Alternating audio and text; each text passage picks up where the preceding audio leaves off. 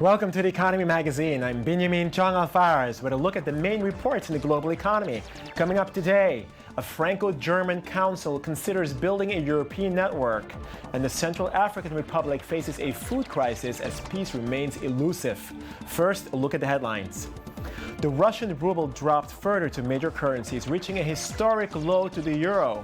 The ruble depreciated to 49 rubles to the euro, while it softened to 35.59 rubles to the dollar, its weakest level against the greenback since March 2009. The ruble leads 2014 declines of emerging market currencies, losing as much as 6% of its value to the euro-dollar basket. Russian officials deny deliberately allowing the ruble to weaken to raise exports and stimulate the economy. But Russia's central bank is one of the few that has not raised lending rates to curb depreciation. According to a recent study, raising the federal minimum wage in the U.S. would eliminate jobs in the short run, but eventually alleviate poverty. Raising the federal minimum wage to $10.10 an hour would eliminate about 500,000 jobs by 2016. But increased pay for 16 million Americans would lift 900,000 families out of poverty from the total of 45 million projected to be living in poverty in 2016. The Congressional Budget Office said the boost would raise earnings of low-wage workers by $31 billion. Considering those whose wages would be reduced or eliminated, the wage increase would raise overall real income by $2 billion. European Union finance ministers hailed progress made in talks on creating a system for handling failing euro area banks, but offered few specifics.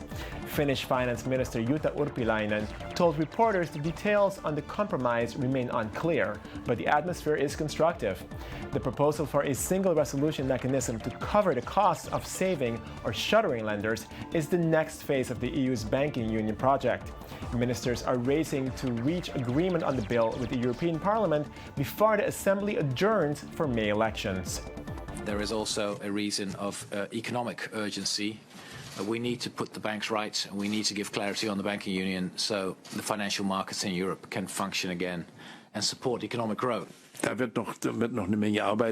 We know that a step-by-step implementation is not ideal, but it's better than nothing. There will still be a lot of work, but one can see a line emerging there that we will probably begin with a tax on share trading.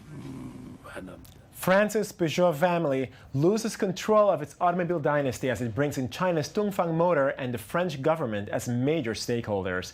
Dongfeng and the French government will each pay 800 million euros for a 14% stake, accounting for about half of a 3 billion euro capital increase.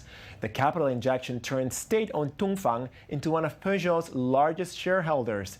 The 5.27 billion euro rescue plan to fund new vehicles ends more than 2 centuries of effective control by the Peugeot family. And Deutsche Bank said it's not boycotting Bank Hapoalim or any other Israeli company. The banking giant denied a report that it was flagging Israel's largest bank as a morally questionable investment for its clients. Deutsche Bank told Israel's Haaretz newspaper they have many funds that invest in Bank Hapoalim and many other Israeli companies. An Israeli news portal had reported Deutsche Bank launched a moral investment plan for investors who wish to make sure their funds are not put to unethical use. The policy includes companies who are involved in problematic areas such as mines production and nuclear weapons manufacturing. In the wake of Edward Snowden's revelations of American espionage of its European counterpart, a Franco-German council considers establishing a continental network. The following report by Anthony Lesmy has the details. The sheer scale of American espionage has angered Germany. The NSA wiretapping, unveiled by former contractor Edward Snowden, has led to Angela Merkel, who was personally spied on, to make a decision to better protect European citizens' data. Angela Merkel clearly pointed to the United States as a security risk and perhaps a country to avoid. At the moment, there are talks regarding a decree on the protection of data, specifically a data protection standard for all of Europe. This is not easy to achieve, as some countries have a lower threshold than Germany with regard to protection, and we do not want ours to be weakened. French President François Hollande meets with a council of French-German ministers on Wednesday. Still, when sending emails, they should not pass first by the United States, but they should remain within the Union. This underlines the need to build a European network. There, Merkel wants to convince the French president to mobilize Europe toward data protection. However, many web experts say a European network would be ineffective. I'm not saying it's impossible to protect, but there's one thing to protect yourself and to make your company secrets, your government secrets, your military service secrets protected. And there's one thing to say all the citizens of Germany and France, you don't use Gmail, or Google must have their servers in each country separately. It's not practical, or unless you want to spend a lot of money, and still it won't work. The internet, it seems, will remain a global village without borders, but it may require better regulation by the U.S. on companies such as Google, Facebook, and Amazon. Otherwise, as long as the United States does not protect data, they will continue to collect personal information despite Europe's protests. And we're joined in the studio by Michael Gormel, international business consultant, for a discussion on the effectiveness of a European network.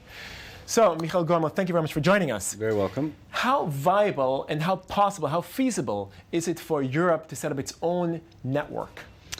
Well, if you really think about it on a feasible way, I think it is not quite feasible. I think it's a bluff that Angela Merkel just is doing towards Barack Obama and the US government, because they've been quite pissed off, we can say, by the revelation of Snowden on the cyber spying made by the NSA towards the allies such as Germany, such as France. Can you explain why specifically it would not be so feasible? I mean, they have presumably the money, they have the funds, they have the know-how, the technology. Why would it not make sense? Well, currently, the European networks, internet networks, are built with main equipment vendors, mostly from Europe, such as Nokia, Siemens Networks, Lucent, Alcatel, or all big companies. All big companies, but also Chinese companies such as Huawei, for instance, which has parts, market shares on the European networks. Right. Now, making a European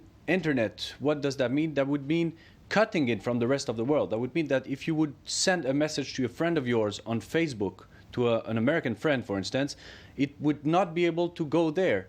That would mean using only European media companies. It would basically mean doing what China does, which is saying, okay, we have our own social media world, so to speak.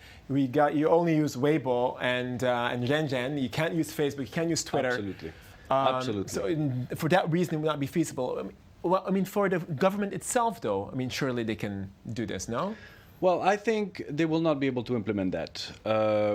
First of all, that would be a major economic crisis towards the American, because a lot of American vendors are selling their equipment in France.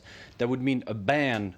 That would be protectorate, economically speaking. Which would go against the whole point of the trade talks, obviously. Absolutely. Right. And that would be illegal at an economical standpoint. Surely she knows this. So what are they discussing? Absolutely. I think she's just making some bluff, just to show the American that they're unhappy. What they did, that they're very unhappy for what happened, for the spying from the NSA, and that she wants things to change. Right. That's the sense of the reform that Obama mentioned earlier in January, that he wants to ban the cyber spying on the main leaders of allies countries and friendly countries. I see. But technologically speaking, if they were to implement some level of security, making their own network at some level, maybe on the governmental level, would it mean the end of the internet as we know it, essentially? are some things which are feasible. For instance, France launched 2 years ago a program to have main farm servers for sensitive data implemented in the French territory. They have two consortium right now which are competing with one another to actually implement these large server farms in the French territory.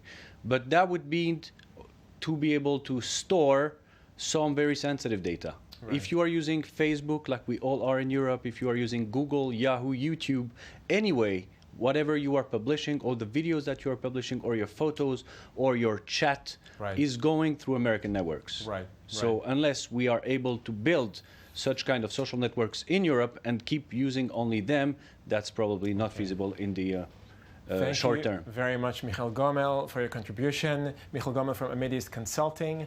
Thank you. The Central African Republic continues to be torn along ethnic and religious lines, greatly debilitating the local economy as the food crisis looms. Much depends on international efforts to address the situation. Daniel Roth has more in the next report. Nearly a year after the coup that overthrew President Francois Bozizé, the Central African Republic is still plagued by daily clashes. Recent violence re-arose when mostly Christian anti-Balaka militias took up arms in what they call vengeance against the mostly Muslim Seleka that seized control of the country last year. Amnesty International has warned of a campaign of ethnic cleansing that is resulting in a mass exodus of Muslims. In the midst of the conflict, traders are looting the country. Food distribution has become totally disorganized as well.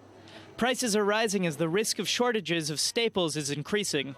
If we look closely at the prices of necessities like cassava or peanut, we can see that these prices have risen by 20, 30, even 50%.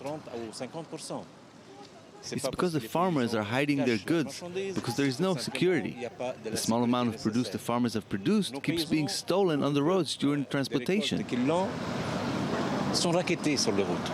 In addition to inflation, overall insecurity is accompanied by a general decline in revenue across the board. And without money, the people of the Central African Republic cannot eat, and traders can't supply anything. Over the past 2 months, sales were down 85 to 95%. We want peace so that people will get paid and we can get our customers back. We eat by what we sell. But since workers haven't been paid, there's no money circulating. And without peace, who will come to the market to buy our goods?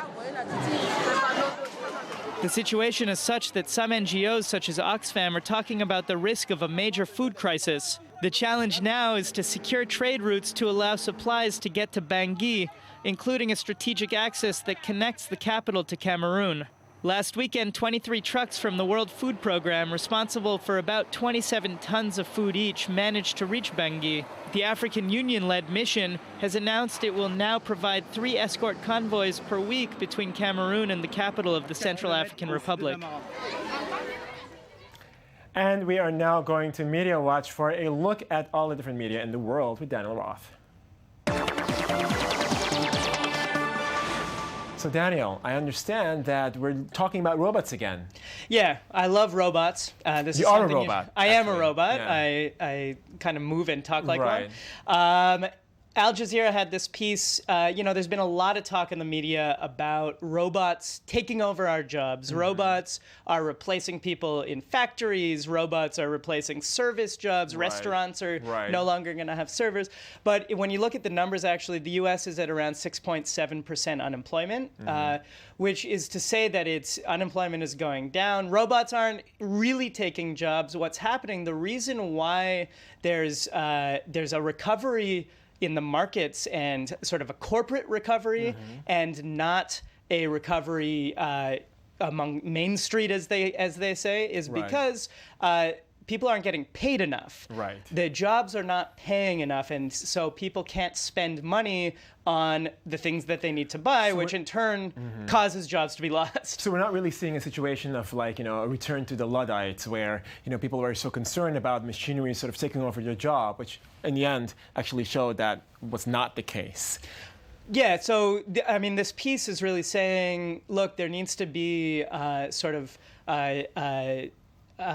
connection between humanity and technology. If you Right. take a field like education, you absolutely need human teachers and technology to aid in education. Right.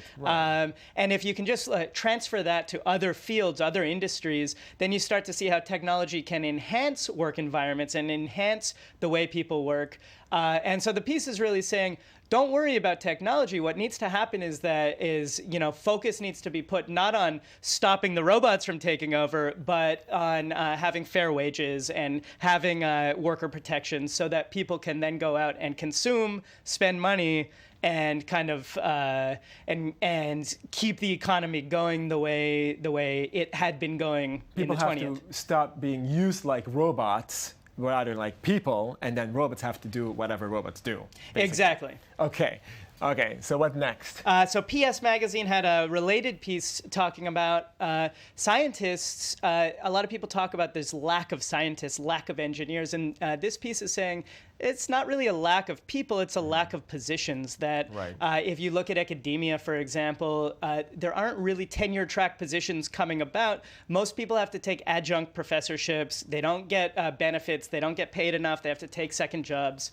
And that's the real problem. And that is the real problem on the second job note. We are going to now end our discussion. Thank you very much for watching us. Do join us again tomorrow after you send us your feedback via the website, Twitter, and Facebook. Thank you.